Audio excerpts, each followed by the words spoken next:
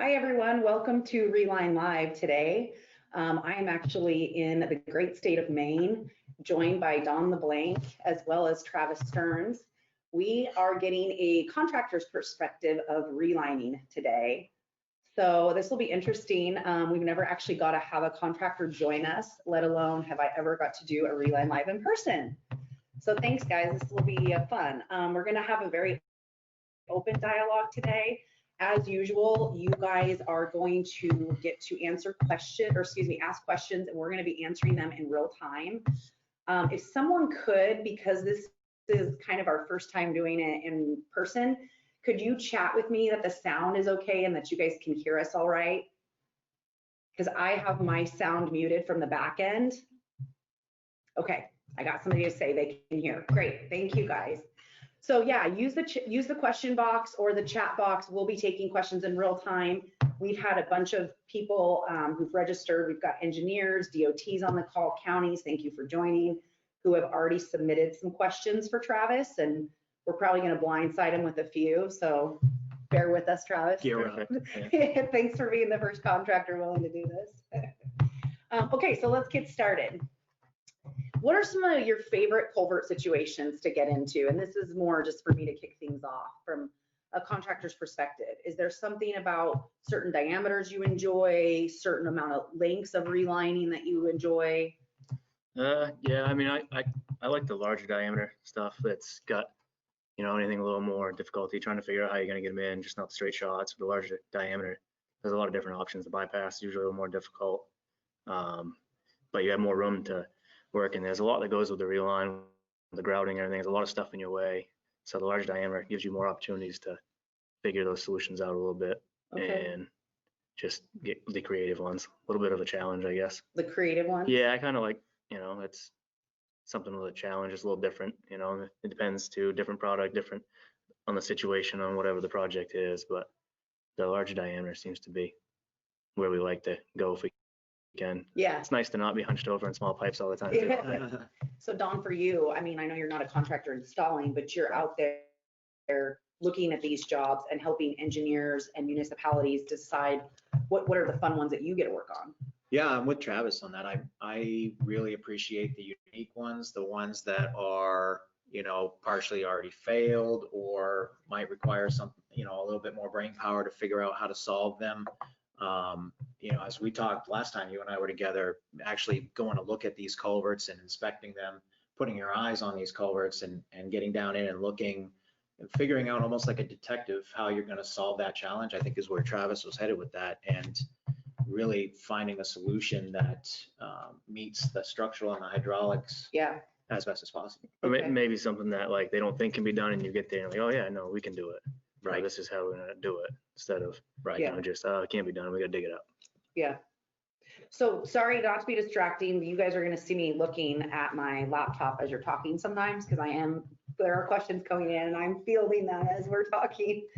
We do have a lot of people on the call today, so thank you guys so much for joining. This is probably one of our largest Reline lives yet, which always seems to be when I'm with Don. Thumbs up. Yeah. Okay, so on that, you mentioned something, Travis, about bypass.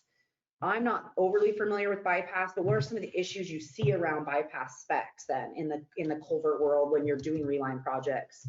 Yeah, I mean, we travel, all around New England stuff, and every state has their own, there's different situations with different states. Some of the states, what I've been running into a lot is they're really trying to feed into the gravity feed bypasses and situations like that, where it makes it pretty difficult to do some of this work. It just takes up too much room.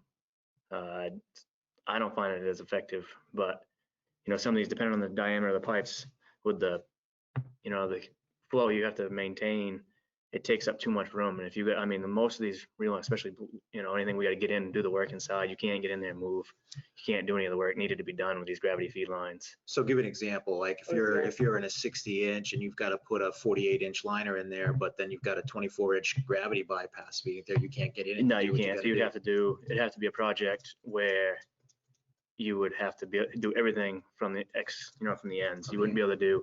In some projects, you can do that. You can do everything from. You don't need to get in there, Sure. But I mean, there's a lot of projects you can't. It's more it's a better product when you get in there on these bigger ones and do the work. Sure, from the inside. You mean to have a complete bypass? Yeah. Okay. Yeah, and you know, some of it you can do, and that's the other thing. Some areas are allowing, because some of this stuff just has to be done in the wet parts of it, you know, as long as you're not in some states, some areas aren't allowing anything in the wet. So you have to have the right situation where, you know, you can bypass completely without being in the way too. So it takes a, you know, situation where it's not that, you know, like if you're going across 95, you can't just dig a bypass pipe across, you know, 95. So you gotta, if you don't have room in there to keep the bypass in, say the liners are too tight, becomes a bit of an issue. So you'd have to, like, theoretically, we'd do a little, you know, bypass, do the work needed to be for clean work, and you'd pull the bypass, put the liner in, then put the bypass back through again. There's a lot of preferred when it comes to that. Sometimes, you know, I run into it where there's nothing in the wet. Once you start, you know, everything's in the dry, and it gets a little more difficult. The site has to be able to take that. So talk about Red Brook a little bit, since we have that on the screen here. Hopefully you guys can see that. It's on the screen behind us. Yeah. Mm-hmm. So talk about that situation, how you had to, because that was under. Yeah, this was 95. a job in South Portland, Maine, where it was under 95, and bypass was a little, because nothing was allowed in the wet there, and luckily here it was kind of it was an elliptical pipe going in. We had some room, but the bypass had to go in and out. I think we put in bypass lines in and out probably 4 times. You know, the different stages we had to do to keep it dry. We'd have to, you know, we had to clean it first because there's a lot of debris in it. So we had to run bypass through, clean the pipe, pull bypass, put bypass back up in the ceiling, and everything's in the dry. You're just swapping bypasses back and forth. There was a lot of bypass work on that for. And there was quite a bit of technical term muck in there too, Yeah. right? Like, Yeah, so it had to be like, we couldn't just go in and put it above, right. because we couldn't get in there and do the work. So we had to go hang one, clean the pipe, get it prepped for a liner, put new bypass pumps and new bypass lines up on the overhead, Right. swap the bypass, pull the bypass out, and do our work inside. Sure. And then pull the bypass back out of the ceiling, get it back through the new liner while we do our grouting. Right. Because in this situation, you're never going to put your bypass across north and southbound on I-95. No, there's utilities. I mean, it's just a cost too. I mean, you could bore it across, I guess, but there's utilities everywhere. There's, you know, structures, and Sure. it was really the only option. And that site allowed some room in the top. You don't always have that room in the top, so that couldn't have been done if it was tighter. Yep. Okay. So what is this picture we're looking at?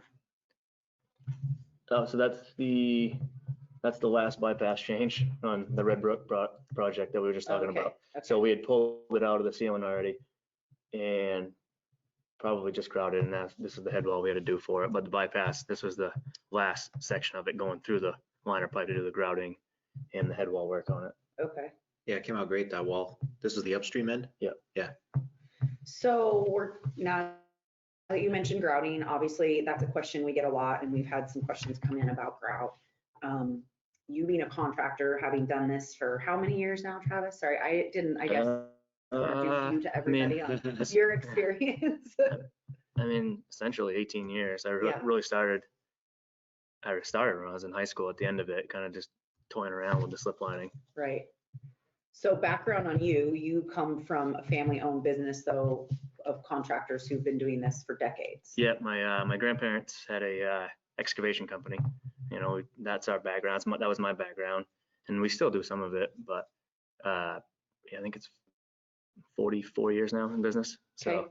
that was our main until about I kind of started going into that Reline direction slowly, you know, in the early ages. But then really from the last 10 years, it's really where I put all my most of my focus to. Okay. And a lot of the guys we have, that's what they've been, you know, exclusively doing as the Reline for Yeah, you 12 said years early probably. 2000s, you kind of started getting into it, and then you Yeah, were heavily and we involved. kind of like we toured. I still did the excavation we did, and then probably I'm gonna say 07, 08 is when we really started pushing more into that direction.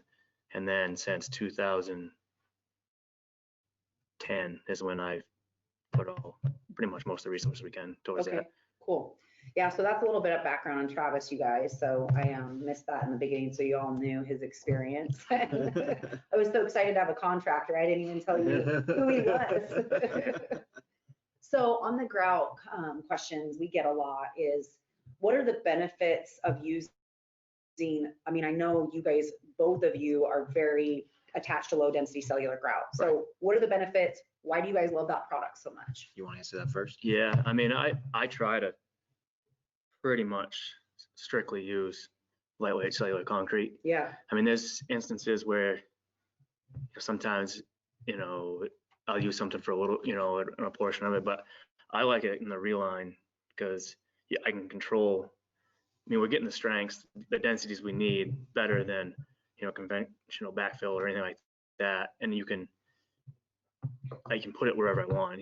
It's one thing when you're on a 60-foot cross culvert, but these runs now we're doing are 400 to 1,000 feet. Yeah. You can go in, you're moving, you got to get it into the voids. It's extremely pumpable. Goes where you want it, put it where you want it, doesn't overload the pipe, and it'll travel. Some of these voids, when you do these, you can have a 8-inch gap on one side, but maybe there's only a 2-inch void where you're filling, and it'll push through, and it doesn't like a full fill or a standard. It'll overload. It won't flow. It'll pile and go, then it'll overload. And these liners, it's pretty easy to move them around, especially when you're not flowing it to where evenly on each side. Doesn't overload. Less lift force. Right. Mhm. A lot less pressure on the pipe. There's just a lot of benefits, and it gives you everything you need. So one comment we're getting is that they can't see the photos on behind us because of the lighting. Yeah. So I'm wondering if we want to have you log in and just share your screen so they can see the photos in a bigger format. Can try that. Yeah. You'll just keep yourself muted so we don't get that echo on the audio. Okay. Let me work on that. And I guess while I'm doing that, I'll answer that from my perspective and extend on what Travis was saying as well, is that we, with the lightweight cellular concrete, we are absolutely gaining the compressive strengths that we need. We're basically just replacing backfill, right? So what that's led to is, actually, do you mind if can you find that? Sure. Actually, I think you have it right here. Yep. So basically what we're doing is we're just replacing a soil backfill with lightweight cellular concrete. Flowable fill, while it will work for a lot of liners, it's, as he mentioned, very hard to pump because it has such a high sand quantity in it. Yeah. And it weighs about 135 pounds per cubic foot. The cellular concrete that we're using only weighs about 30 to 40 pounds per cubic foot. And on the average, at 28 days, we'll cure to about anywhere from 100 to 300 PSI, which is way above any well compressed. So I need to mute myself, right? Yeah.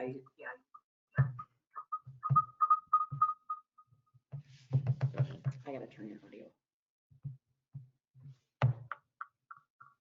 There you go. Okay. No audio, and then I'm gonna have you share your screen. Okay. So I will do that right now. Change presenter. And then you can share those pictures. So then that should be better for you guys. We can just keep, we'll keep the webcam going, but then you guys can see the photos. There you go. Let me know if that's better. You guys keep using the questions or chat box. I'm on both. So we've had someone say that audio's cutting in and out for him in particular. For Travis. Oh, Mark said much better. Okay. Okay. Mark, let me know if that's working. Maybe we just need to speak a little louder. Sure. We'll see.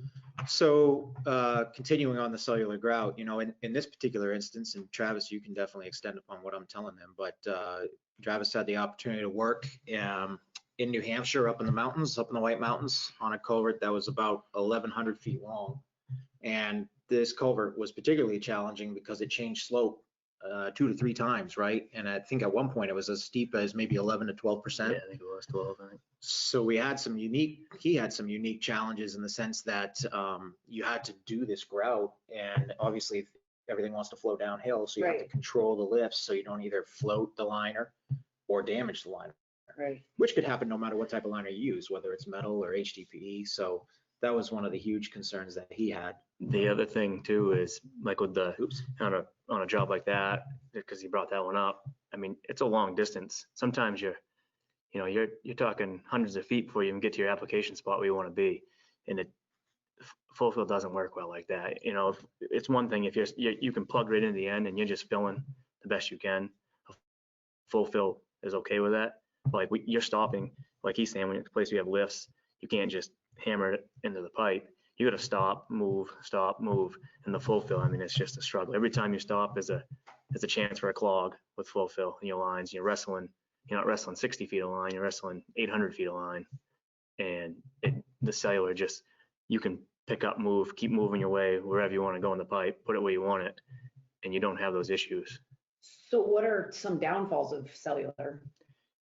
Good question. You know, I know that I was at a job site in Portland, Oregon, very first week of September, and the contractor there, well, it was the only option for this pipe. I mean, there's no other way because he was pushing uphill, up a slope, so he needed that. But he had a lot of laterals that it was definitely seeping out of the laterals because the engineer didn't want him to plug laterals. So I know that that was a frustration, was it can go everywhere. It finds all the voids. So is that a negative, or is that actually, is that good? Well, yeah, I think it's good. I mean, I think that would probably happen with any material that's going to flow to those areas and going to leak in those a little bit. It would have found them. Yeah, it would have. But I mean, that's kind of the point of, in a reline situation, is you want to fill all those voids anywhere it can go. That's the point. But we're trying to make this 100% structural as possible. Yeah. No questions asked. Like you run into a lot of times like different DOTs, and they spec these jobs where they want you to go in and just patch the little holes everywhere. You know what I mean? And I don't agree with that. Pre-patch Yeah, them. pre-patch it before you go in line and grout. And I don't agree with that because the best way to fill those in almost a pressure grout situation is to actually like seal the ends the best you can. So you're not blowing out head walls, blowing out riprap ends, or whatever your situation is, but fill those when you're filling the pipe. You got the head pressure, you got everything, you're moving it along. Leave those voids so you can fill them with the lightweight cellular concrete. That's what I try to do anywhere I can. Okay. Just because it's getting them all. Yeah, in certain instances, I can think of one down in the mid-Atlantic states I did last year where we put in some 108-inch diameter HDPE under the railroad, and prior to actually slip lining the pipe, when we did use lightweight cellular concrete, but prior to slip lining the pipe, we talked with the owner about cutting little windows in the hose pipe wherever they just sounded for voids, and they could hear some voids underneath the haunch areas. Oh. So they just basically cored a little bit, 3x3 or like a 4x4 hole in the hose pipe, so that when you do the process of grouting it, then it actually spills in behind and fills some of that underneath the haunch area where the backfill's been washed away over the years. Mhm. And we will do that sometimes. Like if we know there's a pretty good void, we'll help promote that in. We'll go in, we'll cut, sections out anywhere it is, and just let the cellular do its job. Okay.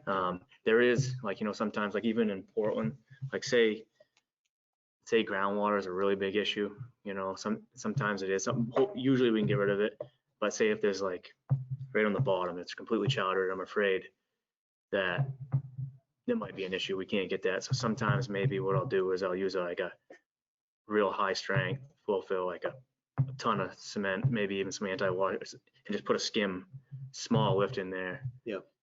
And that's as far as I'll go if I think I can get it with that. Like I don't want to, because it's just like he was saying, it's a big difference in the Reline when you're talking 130 pounds, 120 pounds cubic foot compared to 35, 40. Right. It's a lot of strain. It's more than you would think. But really. on the short runs, you can use a heavier grout. Oh yeah. I mean, when you're doing 60-foot runs, right? I mean, and it also depends on how much void you Well, have. and yeah, I wouldn't recommend like, if you say it's just a situation, you have a small pipe and you have 3 feet of void, I wouldn't recommend just hammering a bunch of full fill to it. You still get your heat, especially like HDP, or anything, you still get your heat hydration, all those problems that you can come in with, and it's more of a weight, heat hydration. It's gonna move it around for sure. Yeah, so for those on the call that are familiar with, some of our do-it-yourself liners, if you may, like a snap tight HDP solid wall pipe, we often promote self-performance of culvert lining. If we're working with a public works department or a DOT maintenance yard, we'll often talk to them about self-performing a liner soup to nuts. So that's pushing the liner, building the bulkheads, and grouting. And how do we do that? Oftentimes it's flow fill right off the back of a ready mix truck, right? Mm-hmm. I think in general, we usually go maybe 50 to 60, pushing it 70 feet, but you need head pressure from a gravity perspective. Right. If you're going to use flow fill, you need some head. A lot of guys will use like an upside down traffic cone and some PVC to self-perform that grout, but you need head, and to Travis's point, you still need to calculate a lift height on those grouts, because that grout, 130 pounds cubic foot times 4 feet ahead is a lot of uplift, a lot of pressure. So you still need to do your lift checks on a flow fill, and the cellular allows you to do more at a time because it's not as much pressure on that pipe. And there are some different products out there too in the flow. I mean, slurry wise and stuff that'll run better. You're not gonna, the weight per cubic foot's gonna stay heavy, Right. but there is some things out there you can do to make some of those, like in a situation where, I mean, if you're just doing a small cross culvert and they want to self, then they have some products out there that'll run better for you. Oh, yeah. I mean, they're a little more money, like, you know, than just a standard flow fill, but it's gonna run. Right. And that's the key, is flow, right? Right. So we mentioned snap tight, Mhm. which you and I have had a Reline Live, I believe, around snap tight. Yeah. But Travis, your perspective as a contractor, and then we'll get Don's perspective, you know, as an engineer, which is nice to have both of your perspectives. Sure. But you have to go on the field and install this. You know, he goes and helps spec it.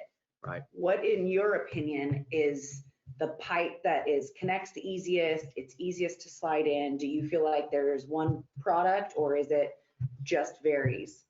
I mean, I, as an installer, I do them all. Yeah. So whatever they're putting out, I'll put in. Right. And luckily we have a lot of experience with all of them. So everyone has, you know, it depends on the situation, you know, it's one product just, you know, so say Snap Tight. Snap Tight's a great, easy product, but, you know, anything larger than that, you know, we go to a wheel light traditionally, or, you know, it's whatever fits best. Metal, you know, a lot of DOTs are putting quite a bit of metal on the ground too. And Metal liners, though. Yeah. Not Oh, yeah. even they're not ripping and replacing. They're just putting a new metal liner inside. yeah, I mean, we've done, Mostly an existing metal liner and using metal now as a Reline product. oh yeah, we've done tens and tens of thousands of feet of it. Yeah. And, you know, we've done enough of it so that the joining of that, you know, we have systems and we've got it down there. I don't know if I'd say one's really better, because every situation is different. Right. Some are easier, you know, some are easier to do in the wet, like if it needed to be, you know, you can do in the wet. Some you can't really do in the wet. But I can't really think. I mean, And Don? Well, it's all, I think what Travis is getting at, it's all situational, right? Yeah. In certain instances, it's hydraulics governs over, I think in most instances, Yeah. hydraulics governs over structural. All of the solutions that we talk about are all AASHTO approved, right? So they're all structural to begin with. So for most of the time, we're not having to check that box because it's already checked.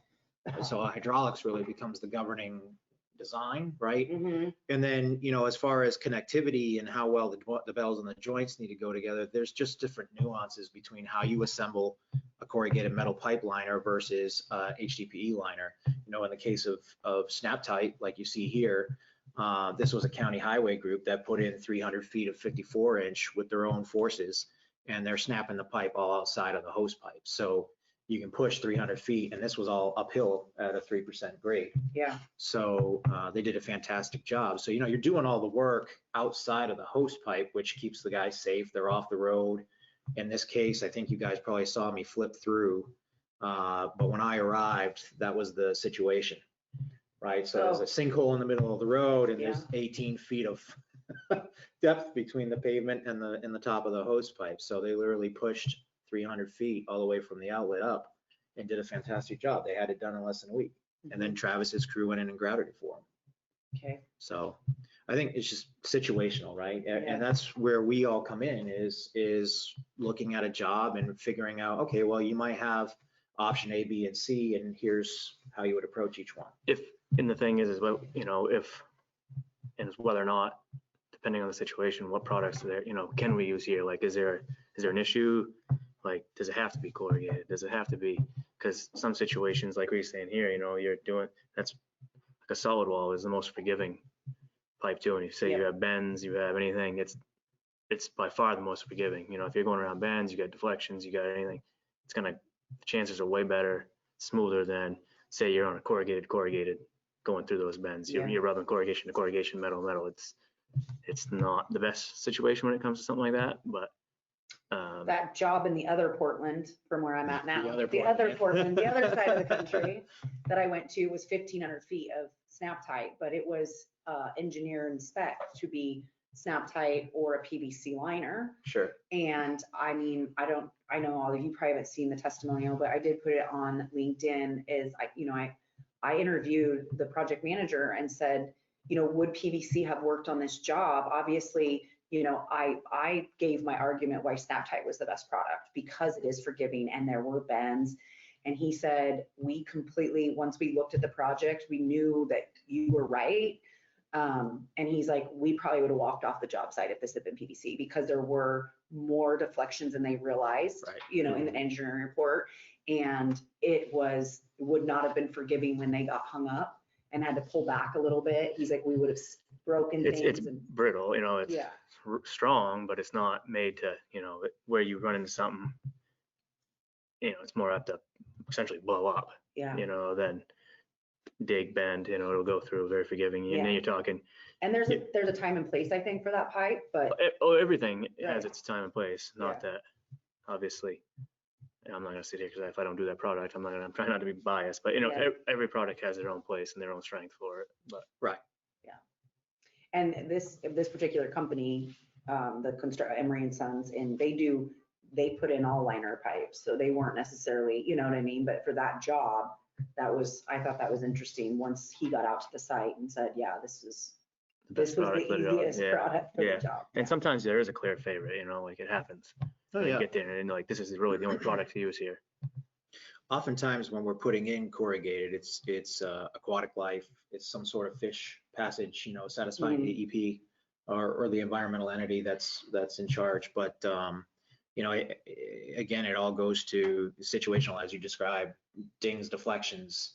You're 800 feet that way, and you don't have another entry point until another 200 feet up the. You gotta basically be able to.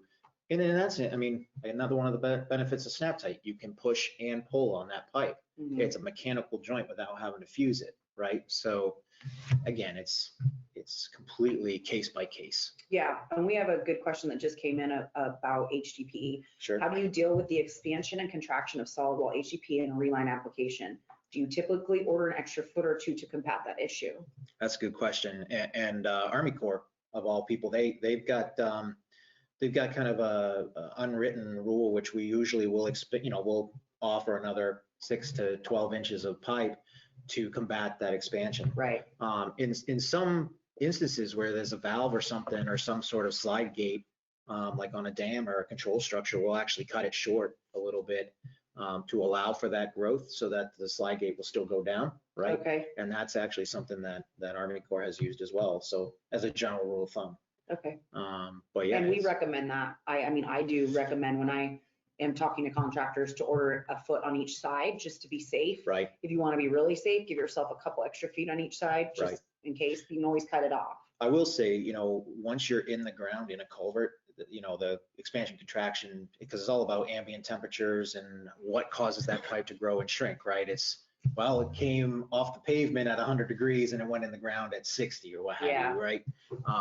So in many instances, once it's in an ambient temperature, it's had a chance to acclimate is the word I'm looking for, then that concern decreases often. And you can run into instances sometimes where, say it's a long run of HDP and the grouting's quite a bit, you know what I mean? So you're putting those lifts and you're putting the heat to it, right? Cool. As you're putting the heat to it, it can, you can get a little bit of movement there. So, but like what you're saying, you try and get all that taken care of before you, say you have a bevel on the inlet or something you're doing. Yep. Try and leave the finish work for once everything kind of settles out. Many folks like New York, I can think of right now, New York DOT, they'll actually restrain one end of the pipe by actually putting J hooks. And they won't restrain both, right? So you leave, I think typically they just restrain the outlet, if I'm thinking about that correctly. They'll come up halfway up the pipe at the spring line and they'll just anchor it in and throw some threaded rod in there and some nuts in there and lock it down and then let the other end move if it ever had to. Okay. But That's so smart. New York DOT has a spec for that. Mm-hmm. Yeah. Okay. Another question for you, Travis, that came in was, how do you know a pipe needs to be relined? Like when you're looking at them, when you're going out with a potential customer, when do you deem it necessary? Well, Because they trust you, right? I mean, same with Don, same with I. If one of our customers come to us and we're gonna go do pipe inspections, there's a time and place that we're just gonna say, I think you got 5 more years on this pipe, or you might have 10 more years on this pipe. When you're like, no, this pipe needs to be fixed. yeah. And sooner rather than later, in a lot of situations, we end up on emergency jobs. Oh, yeah. Well, yeah. Quite a Because bit. they waited and budgeted. Well, it and that's pushed the it. whole key when it comes to the reline. Like the key is you gotta get in that time frame before when it's a reline candidate, and then too late to reline. Do we have some pictures of that, Don? You know, it's too late. The only option is to Some dig it up. culverts. I mean, I know I do. Yeah. Just some of those kind of. Yeah, let me pull something up. Let me, for a second. Yeah, I mean, we can expand on that. Yeah, no, and it's the whole trick here, because once it gets, because a lot of what you're pushing with the reline is you're trying to save, you're trying to save disruption, you're trying to save money in most cases, and you got to get it before it gets to that point, because once it gets to the point, then you're no return, and you're at that, you're spending more money, you got to dig it up. Well, like a telltale sign is if you start to see slippage of the asphalt on the side of the road. Sinkholes are Yeah. like it's a And real. even if it doesn't look like it's a sinkhole yet, it's just the asphalt starting to crumble kind of a little bit down the side. So It'd be a sign though, right? yeah, typically because I'm looking for it kind of. I'm used, I'll see Yeah. a sinkhole and I'll pull over. Like, there's either an invert gone or there's joints gone. Classic concrete pipe, the joints gone. And it's just washing out from there. Like 9 out of 10 times you see a sinkhole somewhere on the road, there's a drainage structure, there's a drainage pipe somewhere Okay. leaking, like it's getting some loss of backfill material.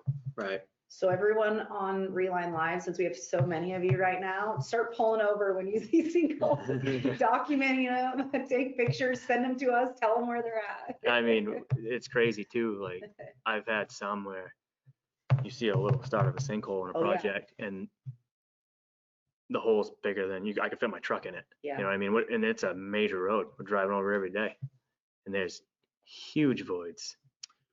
Yeah, I mean, it's in our nature, right, to go look at these culverts, and we kind of nerd out about it from time to time. But when you actually not just look at the ends, you stick your head down, you look, and you're looking from the stream from up above. You can kind of see what's going on, but it really behooves owners to actually look inside the pipe and look down through, get a flashlight, get a tape measure, obviously do it safely. But this is one recently I looked at where you're past, in my opinion, can we still line that? Absolutely. But this is like the 11th hour, right? And we all know, being in the industry, that permitting is often the most time consuming aspect, right? Because it's got to go through a review and what have you, so that they can permit it. And in that instance, I mean, I've got owners who literally, they know they have a problem, they want to fix it. By the time it's permitted, it's 12 to 18 months down the road, and it's too late because the road's gone. It's going away. So, I recently had a client that said, Don, I want to get into a maintenance program where I can get ahead of the curve. I know I've got these issues with these 4 culverts, what have you, and they might have 2-3 years left in them. I don't know, right? At any given moment, we get a big storm, all of a sudden the culvert's gone, washed out, right? Yeah. You get some of these hurricanes that have We come have up some this way. interesting videos of culverts literally washing out, Right. and the road collapsing. Yeah. Right. I mean, here in New England, we had Irene, we had Lee, we had a couple of hurricanes that really came up and did some damage up through along the East Coast, even as far north as we are here, right? And it just completely eradicated these culverts. So here, this is one that absolutely, I believe, that you guys see on your screen.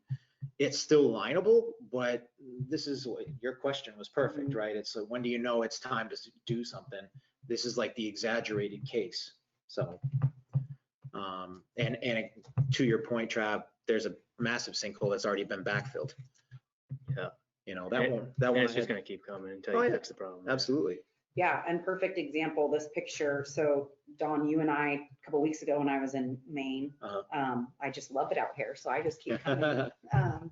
This is the plates are slipping, right? So right? I'm looking at this correctly? So this is all riveted pipe, and what's happened here is the plate's completely, it's not actually plate, it's corrugated metal, but it's actually separated from itself on both sides, and I measured it. Oh, so it's not a liner plate, It's okay. no longer a pipe. It's essentially Oh. a disconnected, there's no longer a circular structure here. Yeah. It's a mushroom shape when you think about it. Yep, Each one of those sides, you can see my tape I can measure, see your tape measure, yeah. separated 5 inches, the entire length of the culvert, not just like 12 inches long. Yeah. It's all the way down through the culvert. Yeah. So it's no longer a pipe gets its strength from being a circle.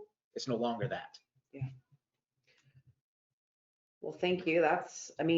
We look at these as often as we can, but it's, helpful for, I think, a lot of you guys on the call. Like I said, we have a mix on the call of engineers, Right. contractors. We have some municipality and counties on here. Call us. We're happy to come look at them and walk them with you. We do that on our own just for fun when I come visit. Right. So we're happy to do it for work. Some of the new products. So when I got into this industry, I'm very green and I don't deny it. So I learn a lot from all of you guys who've been doing it a lot longer. I came into it doing solid wall mechanical joints, snap together, snap tight type of pipe. And since then have expanded my knowledge on tons of other Reline products that didn't know existed because I got started just really kind of on that segmental liner focus. Right. So and Snaptight's been around a really long time. You guys have been doing it for years. What are some other really cool, unique new products, or maybe new to us, that we're starting to bring into our portfolio, or you're starting to see installed now, Travis, that you weren't installing 5 or 10 years ago? Yeah, some of them have been around, maybe utilizing them a little more now. Yeah. Obviously, like I said before, I'm a segmental liner. That's pretty much what I've always done. Yeah. So, my standard tools were always, in the HTP side, was always, a snap tight, a wheel light, Yep, same because here. that was really the only options we had. And, the wheel light with the large diameter, we can ovalize, we can get in some different situations where you can utilize that. Different metals have become bigger. We've done more tunnel liner plate in the last few years just Okay. because of the, you can do a ton with it, that it's, you can actual tunnel with it like it's made to be if need to be. Don has a picture, I think, of tunnel liner. No, this is the next product. No, this is, yeah. Yeah. I know. But, like say a tunnel liner plate does, say you have it's not even just that you have to tunnel your way, but you only have, say you have a dissipator or something, or a structure in the beginning, and you only have 2 feet to work with. Okay. And you can, you bring it down 18-inch sections even, and bringing the rings down in, or you're going right in because the accessibility is just not very good. Like the Hearts location one we did, plenty of room in the pipe, but it had a huge energy dissipator in the front. I think we had 38 inches to get underneath, so you had to get underneath and open it up to like a 9 by 11 or something pipe inside, but You had to duck, but literally. you couldn't duck get under anything it. under it because it was dissipators on both ends. Wow. But the next product that's fairly new and hopefully make some traction is actually what he has on here now, and it's a channel line product because they have a lot more options. Like he's saying here, you can do a box. Yep. We can do the shapes, hopefully something like that on candidates that you couldn't line before. I think this will allow DOTs, municipalities to say, realize, okay, we can do it because this product will, there's a lot of endless, what you can't do with regular stick pipe, like in the HTP, you can't do some Customize of it these. to any shape. Yeah, like, You can't just say, here's exactly the shape we need. yeah, With channel line, it's one of the new products that at least I've been representing, that you can say, if we have the oddest egg shape, whatever, we can make this work. and like I said, every product has their own, like their spot where it's needed, Mhm. or some better than others, but I think this one's gonna widen that range of things that we couldn't do before, now we can. Yeah, and unique shapes for sure. And Well, you yeah. have a couple of really cool pictures of unique shapes on there. Yeah, no pun intended. We were literally trying to stick a round peg into a square hole previously, right? Yeah. Where, I'd get calls from municipalities or DOTs where, hey, I've got this 3 by 10 box culvert, 3 foot tall by 10 foot rise. Can I stick, 3 pipes side by side? And the answer is yes, but what are you doing there? You're creating a debris clog, right? The trees and stuff can get stuck on, and you're dramatically reducing your hydraulic area, right, at the inlet. Okay, we could stick 3 snap tights side by side in this box culvert, but I think ultimately it behooves us to tell the client that's not the best solution. And up until, maybe 12 months ago, not knowing this was available, we can now tell DOTs and municipalities that there are solutions for boxes and tight corner radius pipe arches. How many times have you and I looked at a CMP pipe arch, which has already started to squash under load? Yeah. And now it's no longer really the definable pipe arch that it once was 20 years ago And or we 30 can't years ago. pipe enough to make it work hydraulically. And I mean, in a situation like this, size-wise, it really our only option until something like that. I mean, some you can do some mobilized HDP, but you can't maximize the waterway. Flow, yeah. So really, the only option was metal, back and metal. Right. So to get your waterway opening to where you need, and this allows you to have something. If they're looking, And we have a something smooth other than surface metal. on the inside of this. We can We put can. fish baffles. I've talked. So we recently at TV Pipe just brought on channel line as another solution for our customers. Mhm. So I kind of went through the product training on it a few weeks ago and learned we can do fish baffles because that's a big thing in Oregon, Washington, Idaho. We've got a lot of fish lovers. Also, they can, you can rough the surface up to Yeah, slow you down. need You know what I it mean? for- Yeah. especially because we're coming down a lot of mountains, big Oh, yeah. mountains, and so we got to slow down the flow. But yeah, so there's a lot of cool things we can do with this pipe. It goes back to what we were talking about, 30 minutes ago about looking at jobs. Like their very first question is, Yeah. how do you solve unique challenges? And they're the fun ones. Like, so for instance, he and I are looking at one right now where, they want to get more water into the pipe, get the headwater down so you don't overtop the road at the inlet, right? But then slow it down at the outlet by reducing the velocities. How do we do that? Well, one possibility is you put an improved entrance on the pipe, and then you put some sort of roughening element or baffles at the end of the pipe. Dissipator. So you Dissipator. dissipate the energy at the outlet, almost like a scour pad, but within the pipe. Yep. Right. So that's one of the very unique things. I mean, we can do it with this solution, with this product. We can do it with other products, and we can also combine different things, right? Yeah. You could do like a waylight followed by like a tunnel liner plate to reduce the velocities again, right? Just something flanged or whatever. But there's a lot of unique things you can do. Travis, you can probably install dissipators right on site if you need to. Oh, yeah. Just weld them right on, Yep. right? We've done it many times. Yeah. Obviously any HDP, we can build anything. Like I always tell people, like, if you can do it with wood, you can do it with HDP. Yeah, essentially. exactly. Right. Yeah, we had a contractor in Colorado just do the spec was every 2 feet he needed dissipator strips. Yeah, and we've done that. And just like, baffles where it's only at high flows. You leave the bottom. If you're just looking to try and slow that energy down on high flow conditions, like you can do those baffles. You can leave the normal flow open, Mhm. and then so you leave the normal flow waterway open, and you put the dissipators up the side or the top, so it's only when it's high flow conditions. Yeah, exactly. Cool. Yeah. Okay, so we've got like 3 more questions on our list. What's your take on CIPP liners? This was a question that one of our municipalities asked. Do you feel that they have a place in drainage slip lining? Do you feel they're a structural option? Does the waterway opening and invert change with CIPP? Like, does it overpower the non-structural and lack of void filling? That was a very long question, but I'm trying to read the whole question. Well, it comes up quite a bit, and like Yeah. I say, I'm a segmental liner, so I mean, obviously, try not to be too biased. Like I think every product has its situation. There's times when I've hired cured in place guys to come do on my projects where it was a better fit.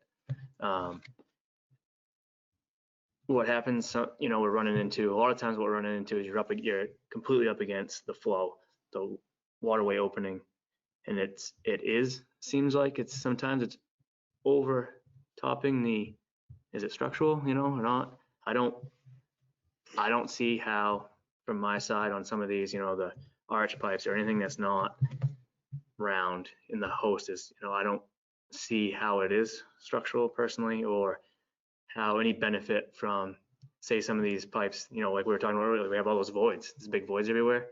you're not taking care of those at all with that. Right. But I see why sometimes they're up against it and they can't change the waterway opening, very minimally. You're talking, you go in the other line or you UV or what, you cured in place, you're minimally changing it. But it's not fixing any of the structural problems, I don't think. Well, I would add that for me, I think cured in place, everything has its place, right? And this is my engineering hat going on. It's when you do a cured in place, oftentimes the culvert, you're talking 12, 24, 36, what have you. And usually they're just treating the inside of the culvert, right? But oftentimes a CIPP project will not include modifications to the inlet. And so, we look at culvert solutions as a very holistic approach, right? It's everything from the inlet geometry to the outlet and what's at the outlet for tailwater, if there's any tailwater. And oftentimes when we do a segmental liner, we can modify the entrance geometry.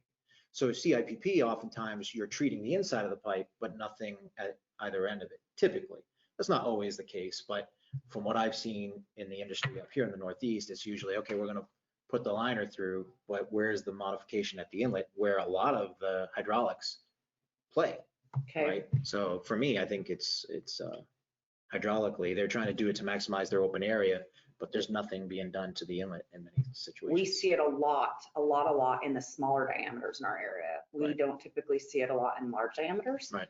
I think it gets really cost effective, and large diameters really have to be structural.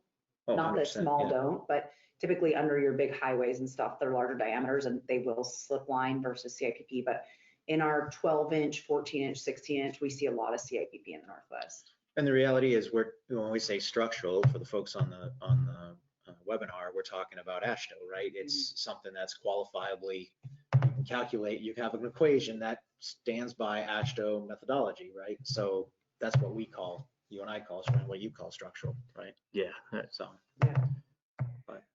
Okay, so another question. What are some of the most challenging shapes to find lining solutions for? I know we saw a box culvert in there. I know we talked about an arch pipe that's even arched and ovaled more. Mm-hmm. Like we saw channel line are there other solutions out there when you get into those odd shapes other than a channel line? Is that? Do you want me to take that for a second? Yeah, sure. Absolutely. And I mean, there's, as we mentioned earlier, Travis and I have seen pipes here in the Northeast where they're already failed, right? Mm-hmm. Obviously there's an extent or a point at which we just say, we got to be honest with the client and say, we cannot line this. Physically, it's impossible. Or if we did it, it would have to be way too far reduced. Like we've looked at a few for a couple of DOTs around here where it's like the 13th hour, right? Mm-hmm. And it failed already and it's collapsed. So you're literally at that point, you're talking about a true tunneling project or some sort of jack and bore or horizontal, something you're doing a true tunneling. There's no more lining of the culvert happening in some of these instances. But there are some products outside of channel line that can be a little bit custom shaped. Oh yeah, absolutely. You and I talked about a rolled steel product Yep. today. I mean, there's other things, right? We just have to look at it and figure it out. Oh yeah. And see if it's, I would say at least from the stuff that I've seen with you, that I've seen out our direction, 85% of it can be lined with some sort of product. Oh yeah, absolutely. It's, dig and replace is only if it's a last resort and correct. You don't care about your road usually, or the railroad, and that's almost never the case. Or they're just being governed by DEP, something where they're just, which is big up this way. It's trying to be forced. It's a fight for some of these people in the permitting side to get them to line them. Yeah. Okay. Absolutely. I mean, I think any geometry, there's really no, with some of the things we talked about today and some of the other offerings out there, there's really no quote unquote geometry that we can't approach. It's a function of it meets the hydraulics and the structural, right? And sometimes you have, like we were talking earlier, so okay, this is where we are. These are the only options. So you find a couple products, like you say, steel, solid steel, or say that, or the channel line's the only one that can meet that. It's, then it becomes a price point longevity, which if you can meet the waterways with whatever product it is are we looking for the longest lasting pipe we can get here? Are we looking for cost effective? Yeah. And in some cases we can take steel pipe, you know, corrugated metal pipe and put certain coatings on it to give it more longevity too. Oh, yeah. That's something that we've looked at in a couple of our projects. Polymer coated steels, I mean, we've put in, you know, tens of thousands of feet of it, you know, it's a pretty popular product. Yeah, especially because it gives the natural fish baffle. Yeah, you have the corrugations, you yeah, know, you have the yeah. corrugations, So if that's what you're running into. yeah. And a lot of, there's some states that we deal with that's their biggest fight is that. Yeah. It's just corrugations. So that's why those products are being pushed more than others. So Travis, one of the questions that came in is what made you be willing to join Reline Live as a contractor? It's a trick question. It's not typically, you know, it's out of my comfort zone, that's for sure, but just I guess, Strong armed them. yeah, Yeah. I was asked to and didn't have the nerve to say no, I guess. Yeah, and your contractor, Don, and I guess yourself have one project. When I say together, Don's come out and spec them and you're one of the. Yeah, one of the contractors. we end up meeting on a lot of, he's in the same spot I am. He's going after the same things I Yeah. am. So like you see, you're at the same spot trying to do the same thing Yeah, on these projects. You know, that's kind of how it came about, really. Like, you know, next thing you know, we see each other the same places because we're both going after the same stuff, right, believe in the same solutions. It's a close knit industry. exactly. It's a small, And so he asked you a favor for me.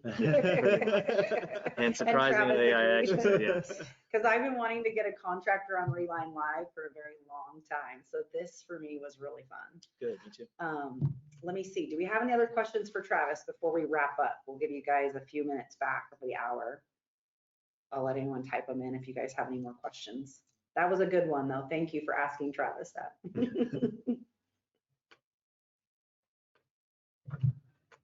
Nope, we're good. Okay, you guys, someone did ask if this was going to be recorded. It is recorded.